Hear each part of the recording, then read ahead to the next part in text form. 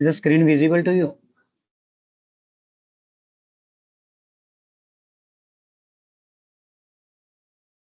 Yes, visual. Okay.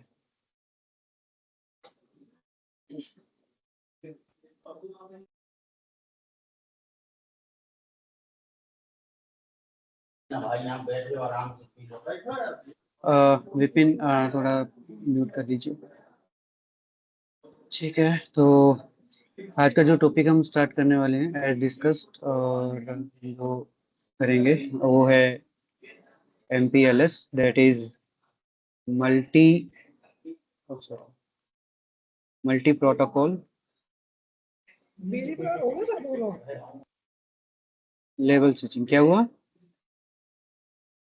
हाँ हाँ हाँ, BGP आपका कंप्लीट हो चुका है ऑलमोस्ट। उसके अंदर कुछ एक आपका जो टॉपिक है रूट डैम्पनिंग करके एक टॉपिक आता है, रूट डैम्पनिंग। ठीक है, तो वो हम इसको कवर करेंगे और MPLS करते करते ही आगे। ठीक है, या MPLS जब खत्म होने वाला होगा उस टाइम पे हम इसकी बात करेंगे। ठीक है, बाकी ऑलमोस्ट ये कंप्लीट हो गया क्योंकि उसके अंदर सारा रूट मैनिपुलेशंस और एट्रीब्यूट्स इन्हीं के ऊपर ही बात होती है। तो वो आपका BGP था कंप्लीट। ठीक है, तो MPLS की जहाँ पे बात करते हैं तो मल्टी प्रोटोकॉल लेवल स्विचिंग बोलते हैं। बेसिकली इसका जो यूज होता है ना, इसका यूज होता है ओनली इन यूज्ड बाय, आप ये बोल सकते हो ISP। ठीक है, इसका हमारे लोकल नेटवर्क से कोई रिश्ता नाता नहीं है, या आप बोल सकते हैं कि कोई रिलेटिविटी नहीं मिलती कि हम MPLS हमारे लोकल एक नेटवर्क के अंदर अप्लाई करें। ठीक है, क्यों नहीं होता और इसका रीजन क्या है उसके ऊपर आज डिस्कशन करेंगे सारा।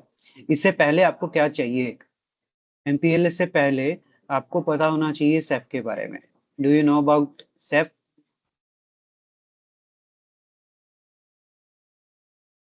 सेफ, सिस्को एक्सप्रेस फॉरवर्डिंग, क्या आपको इसके बारे में पता है?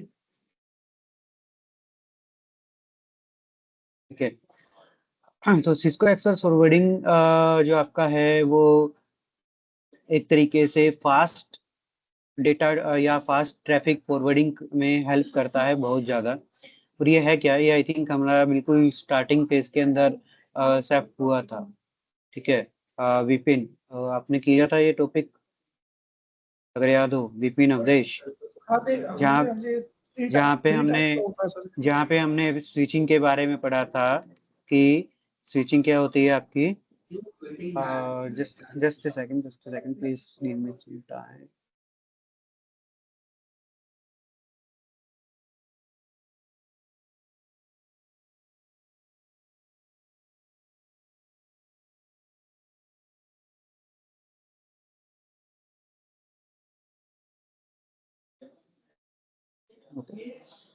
तो हमने स्विचिंग के अंदर यही पढ़ा था कि क्या होता है, पहले क्या चलती थी हमारी पैकेट स्विचिंग, है ना। पहले क्या चलता था, पैकेट स्विचिंग। उसके बाद क्या हुआ, फास्ट स्विचिंग। ठीक है, okay. उसके बाद फास्ट स्विचिंग के बाद हमारे पास आया सैप, ऐसा ही कुछ था, हमने यही पढ़ा था। ठीक है, तो क्या है पैकेट स्विचिंग के अंदर कि जब भी आपका ट्रैफिक आउट होगा वो कंप्लीटली यूज होगा राउटर CPU से। ठीक है, जस्ट लाइक कि आपका ये राउटर है और इसमें मानते हैं कि ये इसका CPU। ठीक है, ये क्या है इसका CPU। तो कोई भी ट्रैफिक जब राउटर पे आ रहा है तो पुराने टाइम पर जब पैकेट स्विचिंग चलता था या प्रोसेस स्विचिंग चलता था उस टाइम पे क्या होता था कि ये आया और ये कंप्लीट डेटा चेक करता था, एक एक इंफॉर्मेशन चेक होती थी यहाँ पे कि मेरा सोर्स क्या है, डेस्टिनेशन क्या है, रूट क्या है। ठीक है, और डेटा का जो साइज है वो कितना है, लगभग हर टाइप की इंफॉर्मेशन वहाँ पे चेक हो रही है। ठीक है, तो चेक होने के लिए राउटर की मेमोरी जब यूटिलाइज की जा रही थी तो उस टाइम पे CPU सबसे ज्यादा यूज होता था, हाई यूसेज ऑफ CPU आप बोल सकते हो at the time of process switching और पैकेट स्विचिंग, आप कुछ भी बोले, हाई यूसेज ऑफ CPU। ठीक है, उसके बाद क्या हुआ, फास्ट स्विचिंग को लेके आया गया। फास्ट स्विचिंग से क्या हुआ, ठीक है, फास्ट स्विचिंग से सीपीयू का लोड कम हो गया। कैसे कम हो गया उसका समझते हैं। एक छोटा सा एग्जांपल लेते हैं कि आपने कभी ब्राउजिंग किया होगा, ठीक है, मान के चलते हैं कि आपने शूज सर्च किए, ठीक है, गूगल पे जाके या आपके क्रोम पे जाके शूज सर्च किए, तो जब आप नेक्स्ट टाइम पे कभी भी आप क्या करते हो, एसएच भी लिखते हो ना, तो वो नीचे दिखा देता है कि ये शूज है या कुछ और है। तो इंफॉर्मेशन कहाँ से उठा रहा है वो, आपने जो पहले काम किया उसी इंफॉर्मेशन के बेस के ऊपर उठा रहा है ना। तो वो फास्ट स्विचिंग हो गया कि एक मेमोरी ऐसी बना दी गई जहां पे फर्स्ट टाइम पे जो पैकेट आया, देखो वो तो सीपीयू का यूटिलाइजेशन करेगा ही करेगा, लेकिन जैसे ही शूज की इंफॉर्मेशन आई यहाँ पे कि भाई शूज सर्च हुआ है, तो ये क्या करेगा, इस इंफॉर्मेशन को कॉपी कर देगा एक मेमोरी के अंदर अलग से। तो नेक्स्ट टाइम जब भी ये प्रोसेस होगा कि फिर से ये चीज सर्च की जाएगी या फिर से सेम डेस्टिनेशन के ऊपर पहुंचा जाएगा, तो अब की बार सीपीयू नहीं देखेगा उसको, अब की बार ये मेमोरी उसको देखेगा, इस मेमोरी के थ्रू ही ये सारा अपना काम करता रहेगा। तो सीपीयू का लोड वहां पे कम हो गया और यही काम सैफ ने बहुत ज्यादा इजी कर दिया। ठीक है, तो इसका एक जो आर्टिकल था हमारे पास, हम उसके ऊपर चलते हैं और वहां से देखते हैं कि कैसे रहेगा ये सारी चीजें। ठीक है, ये है आपका जहाँ पे हमने आरआईबी और एफआईबी के बारे में पढ़ा है और यही हम काम करने वाले हैं। ठीक है, तो ये जरूरी है, एमपीएलएस करने से पहले हमें पता होना चाहिए कि क्या था और कैसे ये काम करता था। ठीक है, तो सबसे पहले मैं बात करता हूँ, ये मेरी प्रोसेस स्विचिंग थी। ठीक है, तो प्रोसेस स्विचिंग में हुआ क्या कि इनग्रेस इंटरफेस, इनग्रेस ये कुछ नहीं है, इनग्रेस का मतलब है कि जो इंटरफेस रिसीव कर रहा है डेटा को, वो आपका इनग्रेस इंटरफेस होता है, और ईग्रेस इंटरफेस होता है जहां से डेटा आउट हो रहा है आपका। ठीक है, तो क्या हुआ कि भाई यहाँ से कोई इंफॉर्मेशन आई, सारा का सारा काम कर रहा है मेरा सीपीयू, यहाँ हर एक काम सीपीयू ही करेगा, कोई अलग से इसके अंदर कोई मेमोरी नहीं दी गई गई कि भाई सेपरेट करके कोई सीपीयू को कम यूसेज में लिया जा सके या कुछ ऐसे। ठीक है, तो यहाँ पे दो चीजें हम पढ़ेंगे। पहली चीज आपके सामने है, दैट इज कंट्रोल प्लेन। क्या है कंट्रोल प्लेन? कंट्रोल प्लेन क्या है? कंट्रोल प्लेन के अंदर आरआईबी होता है। आरआईबी बोले तो राउटिंग इंफॉर्मेशन बेस। क्या होता है? राउटिंग इंफॉर्मेशन बेस होता है। ठीक है, इसको हम इजी लैंग्वेज के अंदर क्या बोल सकते हैं कि ये क्या है, आपकी राउटिंग टेबल है। करते हैं ना हम शो आईपी रूट करके, जो हमें राउटिंग टेबल शो करता है, याद है? हम्म, तो वही है, शो आईपी रूट करके जब आप चीजें चेक करते हो तो आपको जो इन्फॉर्मेशन दिखती है वो होती है आरआईबी, राउटिंग इंफॉर्मेशन बेस। ठीक है, उसके बाद एक सेकंड, चार से लगा लेते हैं। ओके, उसके बाद क्या हुआ कि ये तो हमारा प्रोसेस स्विचिंग का काम था, ये तो था हमारा ओल्ड टेक्नोलॉजी के ऊपर काम। और लेटेस्ट में क्या हुआ कि ये चीजें थोड़ी सी चेंज कर दी गई। उसके बाद जो लेके आया गया, क्या हुआ, उसके बाद हमारे पास फास्ट स्विचिंग आई। ठीक है, तो फास्ट स्विचिंग के अंदर ये जो डिटेल्स हैं ये मैं अभी आपको सिंपल बता ही देता हूँ डायरेक्टली। तो फास्ट स्विचिंग में हुआ कुछ यूं कि जैसे ही डेटा एंट्री किया राउटर की मेमोरी पे या राउटर के इंटरफेस पर, तो देखो फर्स्ट टाइम पे इनग्रेस हो रहा है, तो मीन्स क्या है कि अभी डेटा आया, आया तो कहाँ पे आया, मेरा सीपीयू के पास तो आएगा ही आएगा, क्योंकि ये देखो यार नई इंफॉर्मेशन है, कोई पुरानी इंफॉर्मेशन नहीं है। तो अगर नई इंफॉर्मेशन होगी तो सबसे पहले सीपीयू ही देखेगा, और ये क्या करेगा, अब ये देखेगा कि यार ये तो नई इंफॉर्मेशन है तो मुझे ही देखनी पड़ेगी, तो एक डिटेल तो ये प्रोसेस कर देगा, और उसी डेटा को, उसी इंफॉर्मेशन को ये यहाँ पे फास्ट कैशे में, यानी कि कैशे मेमोरी, तो उस कैशे मेमोरी के अंदर इसकी इंफॉर्मेशन को कॉपी भी कर देगा यहाँ पे। तो देखो डबल इंफॉर्मेशन हो गई यहाँ पे। मैं मानता हूँ कि यहाँ से ना मैंने कुछ भी लिखा, हेलो का एक कोई मैसेज था, तो हेलो का मैसेज इसके पास नया आया, मेरे को भेजना कहा था जी, मेरा डेस्टिनेशन है फॉर एग्जांपल इसके आगे कोई भी एक राउटर R2 मेरा डेस्टिनेशन है, तो R2 डेस्टिनेशन हो गया। अब इसको पता है कि भाई यहाँ पे कोई भी मेरा नेटवर्क चल रहा है, यहाँ पे कोई भी नेटवर्क की इन्फॉर्मेशन है, तो हेलो के साथ शॉर्ट शॉर्ट डेस्टिनेशन सब कुछ जा रहा है। तो यहाँ पे जब रिसीव हुआ, इसके पास नई इन्फॉर्मेशन आई कि डेस्टिनेशन तो नया है यार, मेरे पास तो पुरानी की इन्फॉर्मेशन भर रखी है कहाँ पे, कैशे मेमोरी के अंदर। नया आया तो सीपीयू ने डायरेक्ट काम करना स्टार्ट किया, लेकिन सीपीयू के साथ साथ क्या करेगा, इस नई इंफॉर्मेशन को कैशे मेमोरी के अंदर भी स्टोर करवा के रखेगा। ठीक है, तो प्रोसेस हुआ, इसने क्या किया, सीपीयू ने सारा प्रोसेस करके आउट कर दिया डेटा को। अब ये तो था मेरा पहला मैसेज, उसके बाद मैं कंटिन्यूसली मैसेज कर रहा हूँ, हेलो, हाउ आर यू। ठीक है, मैं कुछ इस तरीके से मैसेज कर रहा हूँ, तो हाउ आर यू क्या है, मेरा सेम मैसेज है, सेम डेस्टिनेशन के लिए मैसेज है ना। तो सेम डेस्टिनेशन के लिए, तो अब की बार क्या होगा, ये हाउ आर यू का मैसेज सीपीयू की तरफ ना जाकर सीपीयू पे नहीं जाएगा, कहां जाएगा, डायरेक्ट ये कैशी मेमोरी से होता हुआ आउट हो जाएगा। ठीक है, तो यहाँ पे ये मेमोरी सीपीयू की मेरी यूटिलाइज हो गई, सीपीयू यूटिलाइजेशन मेरा कम हो गया फास्ट स्विचिंग में। Is that clear? इतने में कोई इश्यू यस सर। या कोई प्रॉब्लम? No. ओके, नेक्स्ट करते हैं। नेक्स्ट मेरा आया इसके बाद सेफ। तो सेफ क्या काम कर रहा है, यहाँ पे देखिए, सिस्को एक्सप्रेस फॉरवर्डिंग। ठीक है, तो ये क्या काम कर रहा है, इसके दो मेन कंपोनेंट है, क्या है, एफ आई बी और adjacent table. F I B और adjacent table, F I B की बात करेंगे, ये है आपकी फॉरवर्डिंग इंफॉर्मेशन बेस। ठीक है, बेसिकली ये कुछ नहीं है, this is the copy of R I B, यानी कि राउटिंग टेबल की ही एक कॉपी है F I B, forwarding information base. ठीक है, वो कुछ भी नहीं है।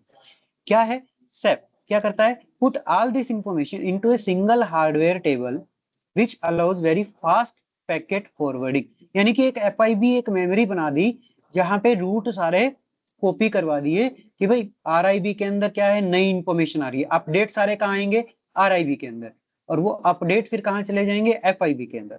ठीक है, क्योंकि नया अपडेट तो हमेशा पहले राउटिंग टेबल के अंदर ही जाएगा ना, राउटर की मेमोरी के अकॉर्डिंग हम देखें तो, है ना, उसके बाद ही तो एफआईबी बनी है, इसकी इंफॉर्मेशन ही तो यहाँ कॉपी हो रही है, तो पहला नंबर तो आरआईबी का ही आएगा, राउटिंग टेबल का। उसके बाद सेकंड नंबर मेरा एफआईबी का है। ठीक है, उसके बाद क्या करेगा, फीचर है जो ये सेफ वाला, ये क्या करता है, राउटर को क्विक रिस्पॉन्स के लिए रेडी रखता है। ठीक है, राउटर लुकअप होता है, राउटर लुकअप का मतलब क्या है कि मेरे पास ये एक नेटवर्क था और यहाँ पे कोई भी नेटवर्क चल रहा है 192 168 कोई भी, तो जब यहाँ से कोई इंफॉर्मेशन आई, मेरा सोर्स है फॉर एग्जांपल 10, डेस्टिनेशन है 192 का जो कि मेरा R3 का है। ठीक है, अब जब इंफॉर्मेशन यहाँ पे आई, तो अगर ये इंफॉर्मेशन ऐसी है कि पुरानी इंफॉर्मेशन रखी है, एफआईबी टेबल सब कुछ क्रिएटेड है, तो क्या होगा, ये सीपीयू की तरफ ना जाके ये कहां जाएगा, एफआईबी टेबल पे जाएगा। तो एफआईबी टेबल फॉरवर्ड डायरेक्ट करेगी, यहाँ भी एफआईबी के अंदर जाएगा और फिर फॉरवर्ड होगा, यहाँ भी एफआईबी चेक होगा और ये डायरेक्ट फॉरवर्ड होगा। ठीक है, तो इस तरीके से ये आपका काम करता है। तो देखो यार, सीपीयू यूटिलाइजेशन, एक तो कैशे मेमोरी हमारा आ गया बीच के अंदर, और एक आ गया ये फास्ट फॉरवर्डिंग जिसको बोलते हैं फॉरवर्ड इंफॉर्मेशन बेस। ठीक है, तो थोड़ा सा और देखते हैं इसको आगे कि ये क्या काम है और कैसे करता है। तो सेफ को क्या बोलेंगे, टोपोलॉजी बेस्ड स्विचिंग भी बोलते हैं, क्योंकि जैसी टोपोलॉजी उस हिसाब से वो फॉरवर्डिंग करके चलेगा, दो के ऊपर काम करेगा।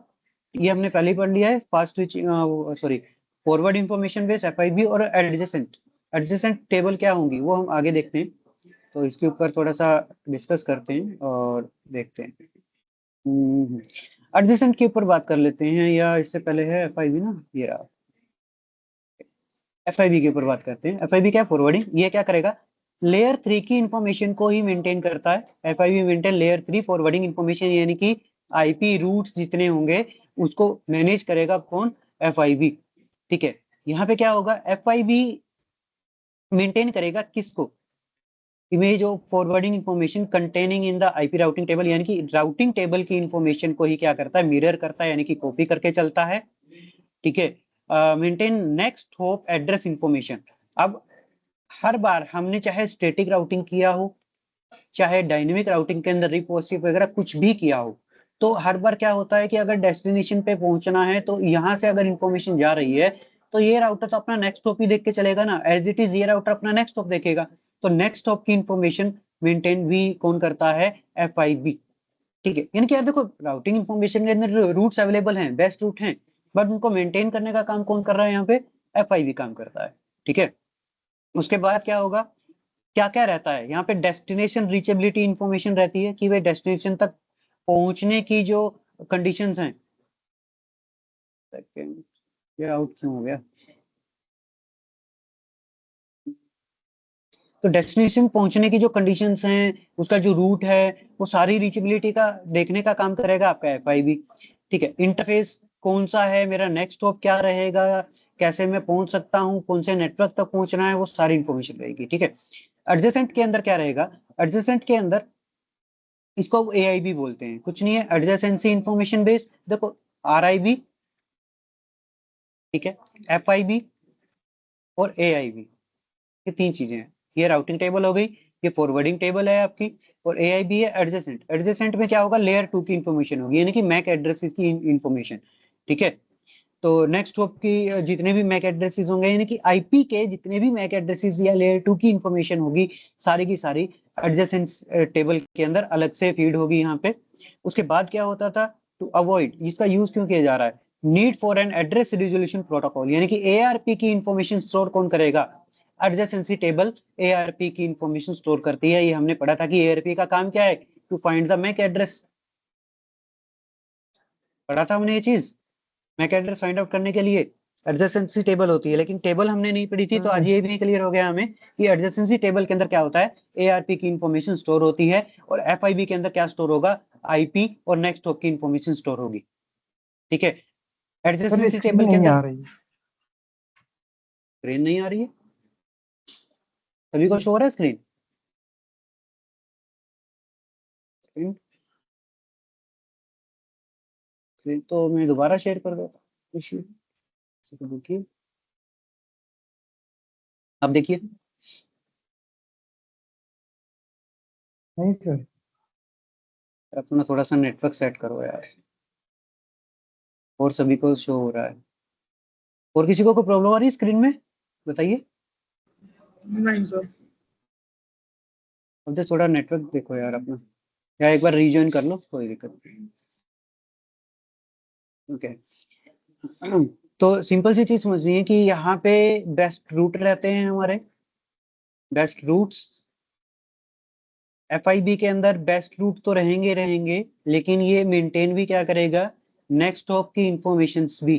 तो IP plus next hop information आप बोल सकते हो यहाँ पे। उसके बाद एआईबी आता है, तो एआईबी के अंदर क्या रहेगा? लेयर 2 की इंफॉर्मेशन, यानी कि एआरपी और नेक्स्ट हॉप का एआरपी। ठीक है ना, ये सारी इंफॉर्मेशन यहाँ रहेगी। तो ये तीन टाइप की टेबल क्लियर हो गई, आरआईबी यानी कि routing table, FIB forwarding table, AIB आपकी adjacency table. Is that clear? After that इसको थोड़ा सा देख लेते हैं कि इसका प्रोसेस क्या है काम करने का।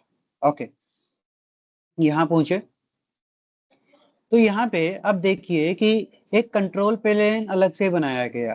ठीक है, अभी तक हमने जो बात करी थी वो डायरेक्ट या तो सीपीयू की बात करी थी, सीपीयू के बाद हमने नेक्स्ट जो बात किया था वो किया था कंट्रोल प्लेन की बात ना, सॉरी, कंट्रोल प्लेन। और एक अब बात करेंगे हम डेटा प्लेन की। कंट्रोल प्लेन क्या है? कंट्रोल प्लेन के अंदर आपके पास इंफॉर्मेशन आ जाती है सारी, एक तरीके से L3 की आप बोल सकते हो। ठीक है, और डेटा प्लेन पे सारी इंफॉर्मेशन होगी किसकी? L2 की। ठीक है ना, तो अब बात करते कैशे वगैरह। कैशे वगैरह कहाँ आ गए मेरे? यहाँ पे आ गए। ठीक है, अब ये जो स्ट्रक्चर बनता है, ये कब बना? जब सेप इंट्रोड्यूस किया गया, सिस्को एक्सप्रेस फॉरवर्डिंग जब इंट्रोड्यूस किया गया, तो देखो डेटा फॉरवर्ड मैकेनिज्म चेंज हो गया। कैसे चेंज हो गया? कि डेटा आ रहा है, डेटा आ रहा है तो सबसे पहले क्या चेक होगा? लेयर 2 की इंफॉर्मेशन ही तो चेक होगी, एडजेसेंसी टेबल, यानी कि सेप का डेटाबेस। और बाय डिफॉल्ट क्या होगा? सेप जो है वो हर डिवाइस के अंदर अनेबल ही होता है। ठीक है, CEF is by default enabled on all the network devices. ठीक है, तो इस बेस पे इसने क्या किया कि अब सिर्फ कंट्रोल प्लेन से और एफआईबी के अंदर ये कॉपी कर देता है, यानी कि आईपी रूट यहाँ पे आ गए एफआईबी के अंदर, और इसके अंदर ही क्या रखा है मेरा? एडजेसेंसी। तो अब क्या होगा? सीपीयू पे कोई काम नहीं हो रहा। ठीक है, अब काम कहाँ होगा? सीधा एफआईबी से काम होगा। एफआईबी देखेगा कि एडजेसेंसी क्या है, मैक एड्रेस क्या है, लेयर 2 की इंफॉर्मेशन क्या है, एआरपी वगैरह। तो कंट्रोल प्लेन के अंदर जो इंफॉर्मेशन स्टोर होगी वो आईपी की, ठीक है। और इसके साथ साथ जो सीपीयू का फर्स्ट वर्किंग मैकेनिज्म है, क्योंकि यार देखो फर्स्ट जो डेटा आया, नया जो डेटा आया, नई इंफॉर्मेशन जो आई, वो तो एफआईबी के अंदर नहीं थी ना, अगर मैं पहले वाली प्रोसेसिंग की बात करूं। लेकिन जैसे ही यहाँ की बात करूं तो यहाँ पे जैसे ही कोई भी नया नेटवर्क आ रहा है, नई अपडेट आ रही है, तो वो हमेशा सबसे पहले बनेगा कहाँ पे, एफआईबी के अंदर ही जाएगा डायरेक्टली। ठीक है, कहाँ जाएगा, सबसे पहली इंफॉर्मेशन एफआईबी के अंदर जाएगी, यहाँ पे बनेगा। और इसको ये पता है कि यहाँ पे मेरे को L2 की इंफॉर्मेशन भी ऐड करके चलना है, तो L2 भी साथ में रखेगा। अब इसकी फॉरवर्डिंग क्या होगी कि डायरेक्ट ये इस सेफ डेटाबेस का यूज करके, without going towards the CPU, ये इस डेटाबेस का यूज करेगा। डेटा आया, यहीं पे टेबल वगैरह चेक हुई, सब कुछ ओके हुआ, MAC address, IP address, route, सब कुछ यहाँ पे चेक हो जाएगा और यहीं से ये आउट कर देगा डेटा को। तो यहाँ पे सीपीयू यूटिलाइजेशन आपका बहुत ही रेयर यूज होने लगा। ठीक है, तो ये फॉर्मेशन आपको पता चला कि ये कैसे हुआ और सैप का यूज क्यों किया जा रहा है। एक्चुअली सैप का यूज सिर्फ और सिर्फ फास्ट फॉरवर्डिंग के लिए किया गया और इसका ज्यादा कोई मैकेनिज्म नहीं है। ठीक है, क्लियर है इतनी चीज, बताइए। सर उसके नोट्स बाद में बात, हाँ सर क्लियर है। क्या हुआ, नोट्स में क्या लिखते हैं सर? नोट्स के अंदर आप सिर्फ ये लिख सकते हैं कि जो आपकी स्विचिंग टाइप्स थे, प्रोसेस स्विचिंग, ठीक है, फास्ट स्विचिंग, और लास्ट जो हमारी है अभी सेप, जिसको एक्सप्रेस फॉरवर्डिंग। प्रोसेस स्विचिंग के अंदर आप लिख सकते हैं all information is shared by CPU completely. ठीक है, जितनी भी इंफॉर्मेशन आ रही है, जा रही है, सारा मैनेज कौन कर रहा था, सीपीयू कर रहा था। फास्ट स्विचिंग के अंदर all information is shared by cache memory. ठीक है, कैशे मेमोरी। तो यहाँ पे क्या हो गया, कैशे मेमोरी का यूज होना स्टार्ट हो गया, तो आप ये बोल सकते हैं सीपीयू प्लस में कैशे मेमोरी। ठीक है, to forward the data. Safe के अंदर क्या हो गया, सेफ के अंदर एक डेटाबेस बन गया, shared by data plane. Data plane के अंदर क्या हुआ, डेटा प्लेन के अंदर सर एक FIB forwarding information base ready हो गया और एक आपका एआईबी रेडी हो गया। तो जब एफआईबी और एआईबी का कॉम्बिनेशन मेरा बना, तो वो सेफ का काम करने लगा है यहाँ पे। ठीक है, डेटा प्लेन की इंफॉर्मेशन के एक्चुअली पूछ सकता है what is data plane and which type of information is present in the data plane. तो आप सिंपल सी चीज इतना ही बोलना है कि data plane holds the copy of your main RIB, copy of RIB, which again called the FIB table। ठीक है, तो सिंपल चीज है कि RIB की इंफॉर्मेशन को जब कॉपी कर दिया गया FIB में, तो उसको क्या बोला गया, क्या बोला गया उसे, कि फॉरवर्डिंग इंफॉर्मेशन की कॉपी कर दो, तो ये सेकेंडरी टेबल बोला जाता है इसको, सेकंड टेबल ऑफ राउटिंग। ठीक है, और एआईबी के अंदर एआरपी होता है। तो सिंपल इतनी इंफॉर्मेशन देनी है कि forwarding information base is the part of data plane including AIB. Okay, तो आपको इतना देना है कि यहाँ पे आपके पास L3 की इंफॉर्मेशन और यहाँ पे आपके पास L2 की इंफॉर्मेशन होती है। क्लियर,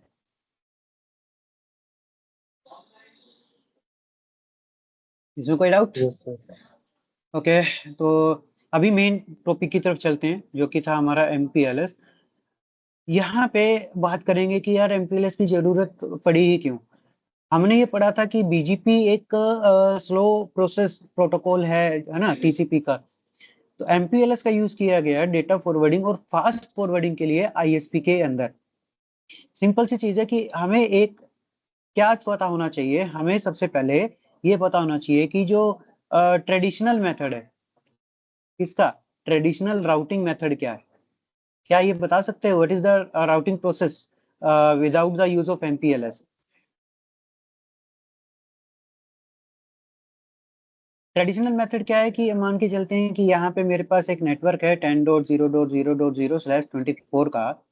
तो अगर मेरे को यहाँ से कोई रूट मिल रहा है विद द डेस्टिनेशन दिस, ठीक है, तो ट्रेडिशनल मेथड क्या है उसको समझते हैं कि सबसे पहले जैसी इंफॉर्मेशन आई राउटर के पास, तो ये क्या चेक करेगा, राउटिंग टेबल चेक करेगा अपनी। राउटिंग टेबल की बजाय मैं इसके अंदर बोलता हूँ कि ये आईपी हेडर चेक करेगा सबसे पहले, होगा या नहीं? क्या आईपी हेडर चेक होगा? आईपी हेडर के अंदर ही तो चेक होगा सर, सोर्स क्या है मेरा, डेस्टिनेशन आईपी क्या है, राइट? तो इट मींस कि आईपी हेडर का एक साइज है मेरे पास 20 बाइट का, तो 20 बाइट की वैल्यू ये चेक होगी। उसके बाद राउटिंग टेबल चेक होगी। राउटिंग टेबल के अंदर क्या क्या चेक होगा कि मेरा रूट क्या है, प्लस में नेक्स्ट होप क्या है, ये सारी डिटेल्स मैच होंगी यहाँ पे। आफ्टर दैट वो फॉरवर्ड होगा। क्या यही फॉरवर्डिंग थी हमारी ट्रेडिशनल मेथड की? ऐसा ही होता है, ठीक है। तो अगर R1 ने एक बार में इतनी इंफॉर्मेशन को चेक किया है, और सेम प्रोसेस R2 भी तो करेगा, ये इंफॉर्मेशन जब यहाँ आएगी तो यही सेम प्रोसेस R2 भी तो फॉलो करेगा, ठीक है। तो अब जब ऐसा चीज हो रहा है कि हर एक राउटर इस एक लॉन्ग प्रोसेस को यूज करके फॉरवर्डिंग कर रहा है, तो क्या यहाँ पे डिले नहीं बढ़ेगा? क्या यहाँ पे डिले इंक्रीज होगा या नहीं, ये समझिए। तो सिंपल सी चीज है कि अगर हर एक राउटर इस तरीके से हर एक इंफॉर्मेशन को चेक करके फॉरवर्डिंग करने लगा, तो यहाँ पे डिले इंक्रीज होने के चांसेस क्या हो जाएंगे, हाई हो जाएंगे, ठीक है। तो इस डिले को ही ओवरकम करने के लिए क्या यूज किया गया, एमपीएलएस का यूज किया गया, ठीक है। एमपीएलएस जैसे ही अप्लाई होता है राउटर्स के ऊपर, और एक तरीके से आईएसपी में हम बोल सकते हैं, क्योंकि आईएसपी के अंदर ही यूज होता है एमपीएलएस का। तो वहां पे होता क्या है कि जब भी फॉरवर्डिंग होगी ना, तो अब की बार राउटिंग के बेस के ऊपर नहीं होगी, आरआईपी बी के बेस के ऊपर कोई भी फॉरवर्डिंग हमारी नहीं होगी, ठीक है। क्योंकि एमपीएलएस एक्टिव होते ही हमारा काम स्टार्ट हो जाता है लेबलिंग का, लेबल्स यूज होते हैं। तो आप ये बोल सकते हैं कि forwarding of traffic on the basis of, क्या है, forwarding of traffic on the basis of labels, ठीक है। अभी लेबल्स क्या हैं, कैसे जनरेट होंगे, क्या ये काम करेगा, ठीक है, उसके ऊपर बात करते हैं। तो इससे पहले ये समझते हैं कि यार एमपीएलएस जब नहीं था उस टाइम पे क्या यूज हो रहा था, ठीक है। लेबल का मतलब ये समझिए कि जहां पे एक तरीके से हम एक प्रोसेस आईडी यूज कर रहे हैं कि बीजीपी 100 है, बीजीपी 200 है, तो ये तो बीजीपी की इंफॉर्मेशन के लिए ये जो नंबर हम यूज कर रहे हैं ना, ये तरीके से टैग है या लेबल्स हैं, है ना। तो एमपीएल से पहले हो सकता है कि आपने सुना हो फ्रेम रिले के बारे में, सुना है इसके बारे में, फ्रेम रिले। एमपीएल से पहले ना फ्रेम रिले यूज नहीं होता सर। था, फास्ट फास्ट फॉरवर्डिंग के लिए पहले फ्रेम रिले यूज होता था, जो आज के टाइम पे कहीं यूज नहीं होता है, ठीक है। क्यों यूज नहीं होता है, इसका पीछे रीजन था कि फ्रेम रिले जो था ना, ये अलग से एक स्विच था जिसको हम फ्रेम रिले स्विच बोलते थे, ठीक है। अब हमें ये पता है कि यार स्विच के ऊपर क्या होता है, ओनली L2 इंफॉर्मेशन होती है, राइट, है ना। स्विच पे तो L2 इंफॉर्मेशन होगी सिर्फ।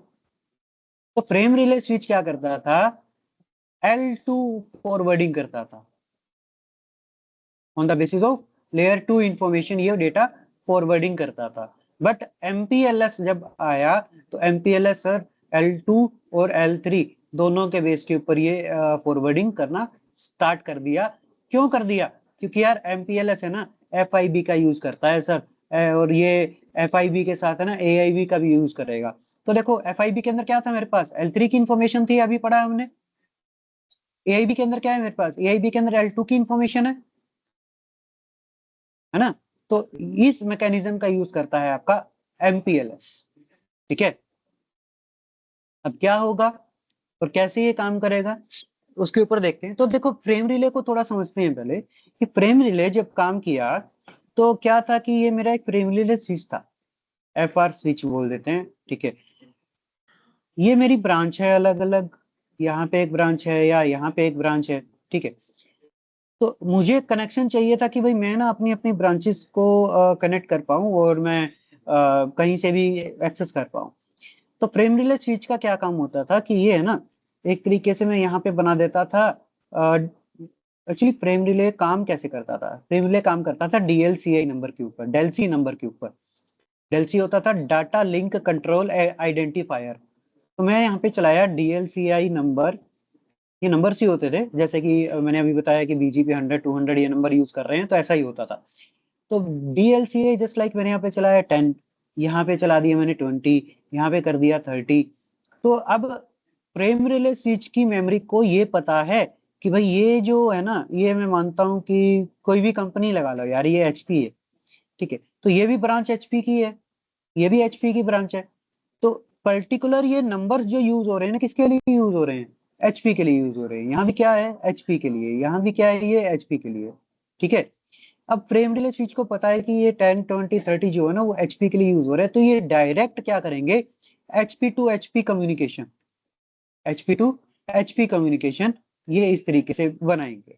तो DLCA नंबर्स का यूज इस तरीके से होता था, मैक एड्रेस बेस के ऊपर या AIB बेस के ऊपर आप बोल सकते हो। क्लियर है इतनी चीज? ठीक है, तो HP क्या है ऐसे सर? ही क्या हुआ, HP। अरे HP कंपनी है ना कोई, मान लो ये HP के ब्रांच ऑफिस हैं अलग अलग, ये हेडक्वार्टर मान लो यार, ये HP का हेड ऑफिस हो गया, ये हेड डिपार्टमेंट हो गया। ठीक ठीक। ठीक है ना, और फ्रेम रिले स्विच से ISP कनेक्ट कर देता था इनको, और वहां पे क्या होता था फिर ये DLCI नंबर प्रोवाइड किए जाते थे हर एक कंपनी के लिए। तो ये थोड़ा सा फास्ट तो हो गया था लेकिन इतना सक्सेसफुल नहीं हो पाया, just because of L3 information, क्योंकि यार राउटर को तो फिर से L3 इंफॉर्मेशन पे यही प्रोसेस फॉलो करना पड़ रहा है ना। फ्रेम रिले से हुआ क्या था कि कंपनी टू कंपनी की ब्रांचेस जो हैं वो आपस में कनेक्ट तो हो गई थी, लेकिन जैसे ही डेटा L3 इंफॉर्मेशन की तरफ जा रहा है तो यहाँ पे तो IP header, source, destination, routing table, ये वो चीज तो वही है ना, डिटेल तो वही दिखा रहा है। डिले तो फिर भी मेरा वही सेम हो रहा था, इंक्रीज हो रहा था बार बार, है ना। तो सर उसके फ्रेम बाद रिले तो MP DSCP में तो यूज होता है ना, DSCP वाला कैसा काम करता है? इसमें DSCP में। DHCP में फ्रेम रिले, हम्म। उसको कैसे यूज करोगे, थोड़ा सा मैकेनिज्म बताओगे कि आपने उसको कैसे यूज किया। राउटर जो होता है वो ब्रॉडकास्ट को सर किल कर देता है। उस ब्रॉडकास्ट को, स्विच का काम ही है कि वो ब्रॉडकास्ट करेगा। स्विच तो ब्रॉडकास्ट करेगा, ठीक है, और लेकिन राउटर राउटर कंप्यूटर तो सिर्फ और सिर्फ यूनिकास्ट कर सकता है। यूनिकास्ट कर सकता है सर। तो जैसे ही हमारा सिस्टम है कोई, तो वो ब्रॉडकास्ट में भेजता है कि भाई अगर कोई आईपी हो तो मुझे दे दो। और क्या कहते हैं, बिल्कुल। फिर उसके बाद डीएससीपी का जो सर्वर है वो भी फिर वहां से क्या कहते हैं ब्रॉडकास्ट निकालता है कि भाई ये वाली आईपी है, और सबके पास भेजता है। जिसके पास नंबर होगा वो उसको रख लेगा, और नहीं मतलब जिसके पास नहीं होगा वो उसको इग्नोर कर देगा। तो सर जिसके पास मतलब जो बाकियों के पास जाता है, मतलब जैसे कि अगले राउटर पे गया, एक सर्वर से अगले पे गया वो हम्म। राउटिंग के लिए, तो वहां ठीक पे है, वो उसको किल कर देता। तो वहां पे हम फ्रेम रिले लगाते हैं उसको। हाँ तो फ्रेम रिले मान लो अगर आपने लगाया कि भाई मेरे पास ये राउटर है, ये अलग राउटर है, और यहाँ पे मेरा कोई DHCP सर्वर रखा है, ठीक है, और ये मेरा क्लाइंट है।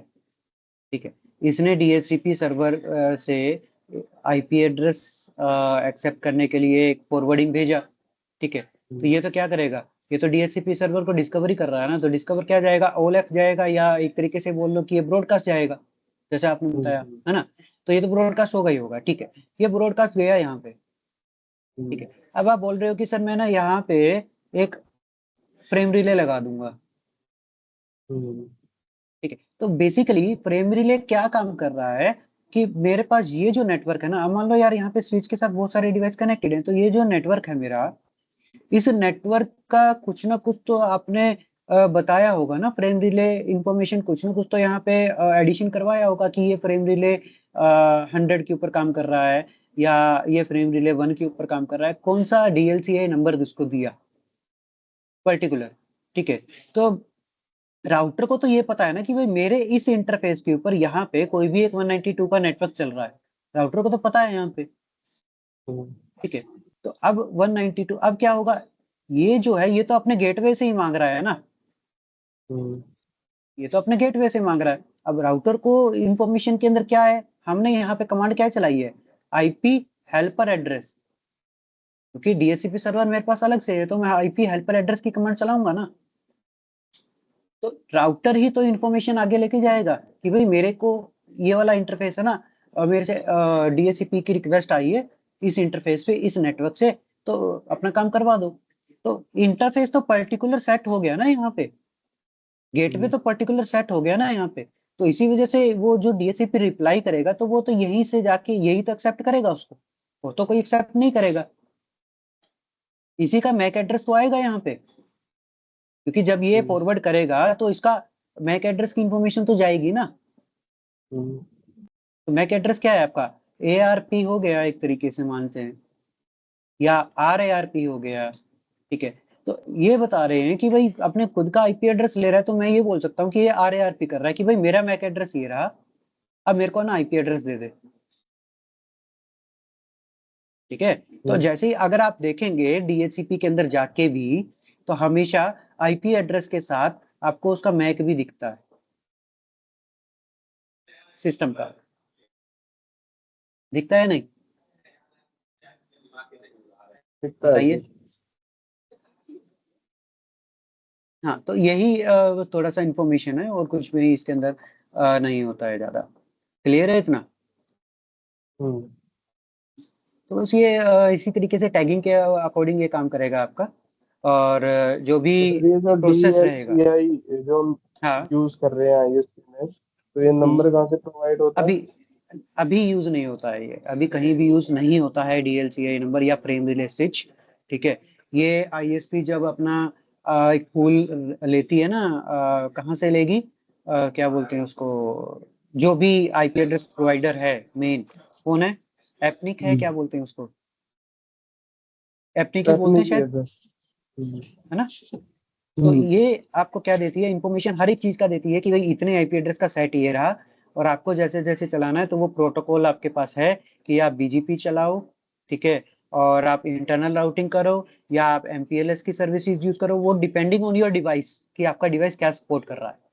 मैंने आपको IP एड्रेस का एक सेट दे दिया, रेंज दे दिया, अब आपको डिस्ट्रीब्यूट करना है, आप जैसे मर्जी करो उसको, ठीक है। और ये क्या होते हैं, ओपन स्टैंडर्ड चलते हैं। ओपन स्टैंडर्ड का मतलब जस्ट लाइक कि मैं प्रोटोकॉल नंबर की बात करूं तो मेरे पास 0 से लेकर या 1 से लेकर 65,000 समथिंग नंबर फिक्स है ना, तो ऐसे ही इनके भी नंबर्स फिक्स रहते हैं और कोई भी कैसा भी यूज कर सकता है। एक पर्टिकुलर लोकल नेटवर्क के लिए मैंने DLCI number for example 100 use किया, तो हो सकता है कि भाई कोई अलग ISP अपने लोकल नेटवर्क के लिए 100 यूज कर रहा हो नेटवर्क पे, ये तो पॉसिबिलिटी हो सकती है ना, ठीक है। क्योंकि स्विच क्या काम कर रहा है, L2, और L2 का मतलब क्या होता है, लोकल नेटवर्क्स के ऊपर।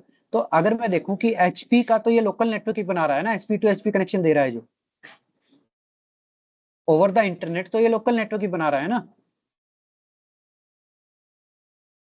स्विचिंग की बात करूं तो मैं, या नहीं बना रहा,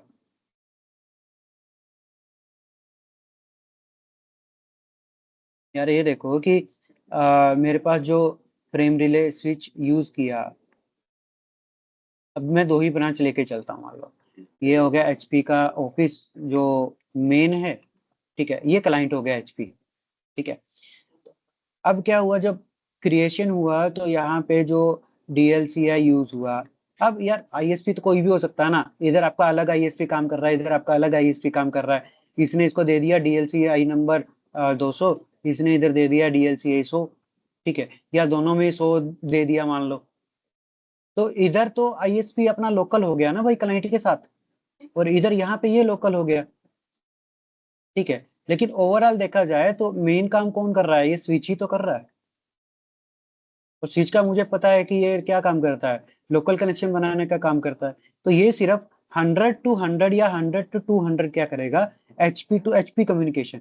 तो मैं ये मान सकता हूँ कि यार एक कंपनी के अंदर ही अगर आप बैठे हो, एक बिल्डिंग के अंदर ही अगर आप बैठे हो, ब्रांच ऑफिस अलग अलग है, तो आप ये तो नहीं है कि भाई फॉर एग्जाम्पल एक बिल्डिंग ये है और एक बिल्डिंग आपकी कहीं और है, बीच के अंदर तो बहुत सारी बिल्डिंग्स और भी आएंगी। तो ऐसा तो नहीं है कि आप यहाँ से यहाँ से यहाँ से होते हुए आप बात कर रहे हो, आप तो डायरेक्ट बात करते हो ना अपनी अपनी ब्रांच के अंदर।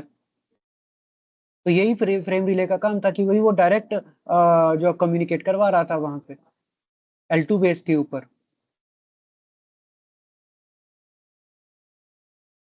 क्लियर है इतना?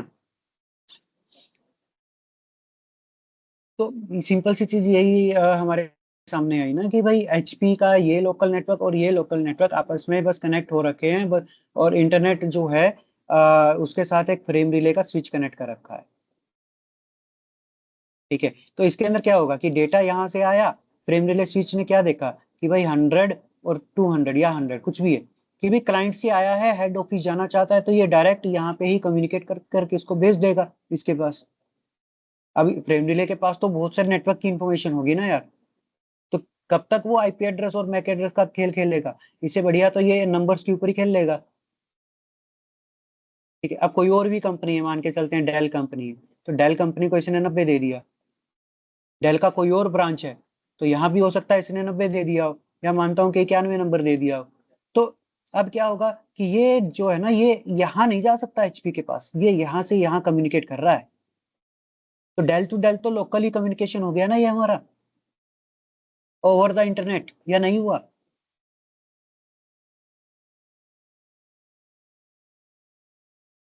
क्लियर है ये चीज?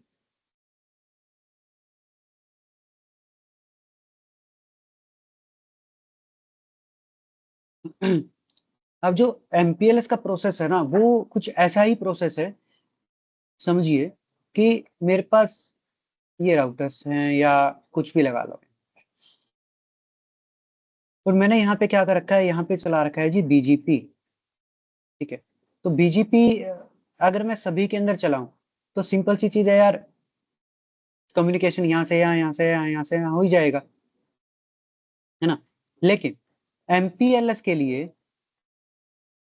BGP जो है वो मैंडेटरी नहीं होता, मैंडेटरी नहीं है, sorry mandatory, sorry not mandatory लिख दो यार। ठीक, नॉट मैंडेटरी। नॉट मैंडेटरी का मतलब क्या है कि यार ऐसा नहीं है कि बिल्कुल ही जरूरी नहीं है। आप ऐसा कर सकते हो कि R1 पे और R4 जो आपका है, सिर्फ यहाँ पे आपने BGP चलाया और नेबरशिप क्रिएट कर दी यहाँ से यहाँ तक की। ठीक है, और अब क्या किया, हर एक राउटर पे MPLS चला दिया, यहाँ भी MPLS, यहाँ भी और यहाँ भी क्या कर दिया, MPLS चला दिया। तो MPLS क्या करता है, लेबल के बेस के ऊपर फॉरवर्डिंग करेगा। ठीक है, तो क्या होगा, अब मैं मानता हूँ कि यार यहाँ पे ना मेरे पास अलग अलग नेटवर्क है, यहाँ पे 10 भी चल रहा है, 20 भी चल रहा है, 30 भी चल रहा है, 40 भी चल रहा है, और यहाँ पे अलग अलग नेटवर्क चल रहा है, यहाँ पे 100 हो गया, 192 हो गया, ठीक है, 172 हो गया, अलग अलग नेटवर्क यहाँ चल रहे हैं मेरे पास। तो बेसिकली जब एक राउटर IP हेडर को ओपन करता है, इसका मतलब क्या है कि वो सोर्स और डेस्टिनेशन चेक कर लेता है कि भाई सोर्स और डेस्टिनेशन क्या है। MPLS IP हेडर ओपन नहीं करने देता, इट मींस कि जो नेक्स्ट होप होगा उसको एज पर MPLS रूल ये नहीं पता होगा कि सोर्स क्या है और डेस्टिनेशन क्या है, ये सिर्फ एक नंबर के अकॉर्डिंग काम करेगा। जैसे कि 10 के लिए MPLS जैसे इनेबल किया तो हर एक नेटवर्क के लिए अलग अलग नंबर स्पेसिफाई कर दिया जाता है। ठीक है, जैसे कि 10 के लिए एक नंबर स्पेसिफाई कर दिया, यहाँ पे मैं मानता हूँ 15, 20 के लिए हो गया आपका 25, ठीक है, 30 के लिए मान लो इसने कर दिया 10 नंबर, 40 के लिए इसने कर दिया 1 नंबर। ठीक है, तो अब MPLS जब चल रहा होगा हर एक राउटर के अंदर, और यहाँ पे 100 के लिए भी अलग अलग है। ठीक है, अब ये मत समझना कि यार यहाँ पे 100 है, यहाँ पे 10 है, तो या फिर हो सकता है कि MPLS के जो नंबर मिले हों वो डिफरेंट होंगे, नहीं। MPLS का 100 के लिए 15 भी हो सकता है, 192 के लिए 10 हो सकता है, यहाँ पे 172 के लिए 1 हो सकता है। इट मींस कि जितने राउटर के पास नेटवर्क होंगे, हर किसी का जो DLCI नंबर बोल लो या सॉरी MPLS नंबर बोल लो, वो क्या होगा, सेम हो सकता है अलग अलग राउटर के अंदर, लेकिन सेम राउटर के अंदर हर नेटवर्क का क्या होगा, अलग अलग नंबर होगा। क्या है, सेम राउटर अगर है, सेम राउटर में MPLS टैग क्या होगा, MPLS टैग क्या होंगे, डिफरेंट होंगे। ठीक है, बट जब आपके पास डिफरेंट राउटर है, डिफरेंट राउटर पे क्या होगा, MPLS टैग सेम हो सकते हैं। ठीक है, कि MPLS टैग 100, 192, 172, तो यहाँ पे भी 15 हो सकता है, 10 हो सकता है, 1 हो सकता है। तो ये राउटर मेरा अलग है, उससे डिफरेंट राउटर है, तो यहाँ पे भी MPLS अगर चल रहा है तो देखो 10 के लिए 15, यहाँ पे 100 के लिए 15 था। तो ये चीज पॉसिबल है। बट ये कहो कि यार एक राउटर के अंदर ना 10 का अगर 15 दिया है तो 20 का भी 15 हो जाए, तो this is not possible. MPLS ऐसा काम नहीं कर सकता और ऐसा होता भी नहीं है। ठीक है, क्योंकि यार टैग अगर सेम होगा तो राउटर को क्या पता चलेगा, वो तो कंफ्यूजन वही रहेगा ना कि यार कौन से मेरा रूट है, कौन सा क्या है, क्योंकि रूट कौन डिफाइन कर रहा है, ये नंबर ही तो रूट डिफाइन कर रहा है। 10 के लिए 15 है ना, या 20 के लिए 25 या 25, ये जो भी है।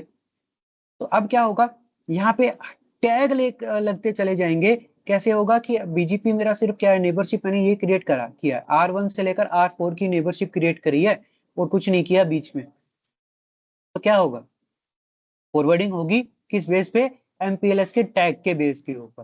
कैसे जाएगा कि भाई इंफॉर्मेशन आई किसकी तरफ से आई है, 20 मेरा सोर्स है, 192 मेरा क्या है, डेस्टिनेशन है। तो यहाँ पे जैसे ही राउटर के पास आएगा तो 20 का क्या था टैग, 25। तो यहाँ पे अब क्या इंफॉर्मेशन आएगी, L2 की इंफॉर्मेशन पहली, उसके बाद क्या ऐड होगा यहाँ पे, MPLS टैग ऐड होगा, और उसके बाद क्या होगी, L3 की इंफॉर्मेशन होगी। ठीक है, तो सबसे पहले राउटर तो L2 की इंफॉर्मेशन ही रीड करेगा ना। L2 की इंफॉर्मेशन देखा, ठीक है, MPLS टैग जहां इसको मिल गया तो क्या क्या देखेगा, फॉर एग्जांपल MPLS टैग यहाँ पे क्या है, सोर्स का टैग, या जिस भी नेटवर्क से राउटर रिसीव कर रहा है उसका टैग क्या है, यहाँ पे 20 का टैग क्या था, 25। तो यहाँ पे आ जाएगा टैग 25, और L3 की इंफॉर्मेशन जो भी है, L3 की इंफॉर्मेशन क्या है, नेटवर्क इंफॉर्मेशन है 20000। R2 के पास जाएगा, R2 के पास भी सेम इंफॉर्मेशन जाएगी। तो ये सिर्फ देखेगा टैग कि यार मेरे पास क्या है, टैग 25। डेस्टिनेशन क्या था, डेस्टिनेशन है जी मेरा 10, तो डेस्टिनेशन टैग क्या है, 10। तो ये देखेगा कि यार 25 और 10, 10 तो चलो ठीक है, नहीं, बट L3 इंफॉर्मेशन जब डिफरेंट आ रही है तो उस हिसाब से मेरा मैच नहीं कर रहा है यहाँ पे। तो ये क्या करेगा, इस बेस के ऊपर है ना आगे फॉरवर्ड करता रहेगा। तो फॉरवर्ड करेगा, L3 के पास गया, L3 ने भी देखा टैग यूज हो रहा है, तो एप्लीकेशन बता दे, एप्लीकेशन पढ़ाना है क्या, बोल, बस हो गया। खत्म हो गया, नहीं, वो तो बताओ, हम पढ़ा देते हैं। अभी स्टार्ट हो। एमपीएससी पढ़ाना है, लाओ तो सीसीएमपी का है ना, हाँ, लाओ तो पढ़ा देते हैं एमपीएससी। उसके बाद क्या है, जैसे ये फॉरवर्डिंग करेगा R4 में, तो यहाँ पे भी सिर्फ क्या होगा, अब देखो ये क्या है, मेरे क्लाइंट है, ये क्या है, क्लाइंट 100 वाला क्लाइंट है, 192 वाला क्लाइंट है, और ये भी क्लाइंट है। तो यहाँ पे अब दो चीजें आएंगी, एक होता है आपका LSR, ठीक है, और एक होता है ELSR। क्या होगा, ELSR। ठीक है, LSR का मतलब क्या है, LSR का मतलब है लेबल स्विच राउटर। क्या है, लेबल स्विच राउटर। ELSR का मतलब है एज लेबल स्विच राउटर। ठीक है, क्या मतलब है इसका, इसका मतलब ये है कि अगर LSR की इंफॉर्मेशन आ रही है तो इट मींस कि ये इंफॉर्मेशन सारी की सारी कहाँ है, with in ISP। With in ISP जब चल रहा है तो क्या इंफॉर्मेशन होगी, किसकी होगी, LSR की होगी, यानी कि ऐसा राउटर जो क्लाइंट से कनेक्टेड नहीं है। और ELSR का मतलब होगा एक ऐसा राउटर जो एज पे होगा, यानी कि एज पे बोले तो कि एक साइड तो है जी मेरा क्लाइंट, क्लाइंट कौन सा था, 192 वाला मान लो, दूसरी साइड क्या है, दूसरी साइड सारे राउटर मेरे ISP है। ठीक है, और इधर क्या है, इधर मेरे पास नेटवर्क है जी 10 का, 20 का। तो ये जो राउटर होंगे ना, ये 10 20 जो क्लाइंट को कनेक्ट कर रहे होंगे, ये होंगे मेरे ELSR, यानी कि एज LSR। ठीक है, जो कि इंफॉर्मेशन कहाँ देंगे, क्लाइंट को। अब क्या होगा कि जैसे ही MPLS टैग की इंफॉर्मेशन LSR वगैरह होते हुए एज राउटर तक पहुंची, एज राउटर के बाद जैसे ही क्लाइंट राउटर के पास पहुंचेगा ना, क्योंकि यहाँ पे तो उसका होगा ना कोई एयरटेल जियो कुछ ना जो कनेक्शन ले रखा है इसने। तो ये राउटर यहाँ पे तो एमपीएलएस नहीं है यार, आपके घर पे जो वाईफाई मॉडेम लगा है वहां तो एमपीएलएस नहीं चला रखा मैंने, वहां तो नॉर्मल राउटिंग चल रही है ना। तो वो राउटर क्या करेगा, वो राउटर कंप्लीट इंफॉर्मेशन चेक करेगा, आईपी हेडर चेक करेगा, और आईपी हेडर की इंफॉर्मेशन सिर्फ ये होम राउटर जो आपका होगा ना वही चेक कर सकता है एज एमपीएलएस इज अनेबल्ड। ठीक है, तो कहने का मतलब कि ईएलएसआर से एलएसआर पे डेटा जाएगा, एलएसआर से फिर आउट होके कहाँ जाएगा, फिर से ईएलएसआर पे जाएगा। यानी कि पहले हो गया सोर्स का ईएलएसआर, फिर आईएसपी के थ्रू होता हुआ कहाँ जाएगा, ये डेस्टिनेशन के ईएलएसआर पे। ठीक है, यानी कि ये मान लो कि सोर्स का राउटर पूरा आईपी पैकेट चेक करता है, आईपी हेडर चेक करता है, डेस्टिनेशन वाला राउटर भी सेम काम करेगा। Is that clear?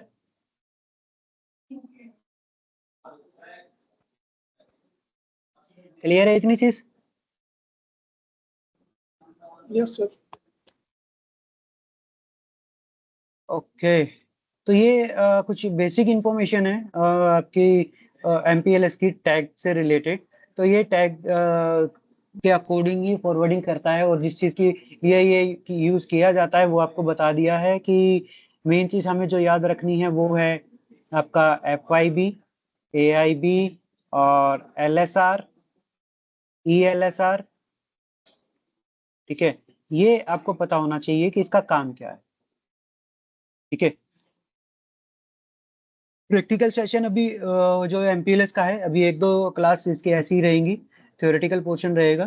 ठीक है, बाकी मैं कोशिश करता हूँ कि यार मैं कल थ्योरी के साथ में इसका प्रैक्टिकल भी ऐड ऑन कर ही दूँ, ताकि थोड़ा जल्दी कवर अप हो जाए प्रैक्टिकल को देखते हुए। ठीक है, तो अभी के लिए आप इतना ही करो, कल मिलते हैं हम सेम टाइम पे। ओके ओके ठीक है।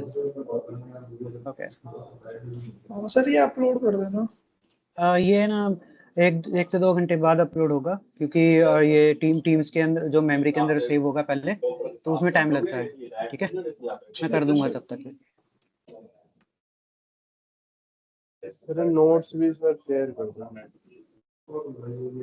कौन से वाला, ये जो अभी हमने सैप वगैरह वाला देखा था?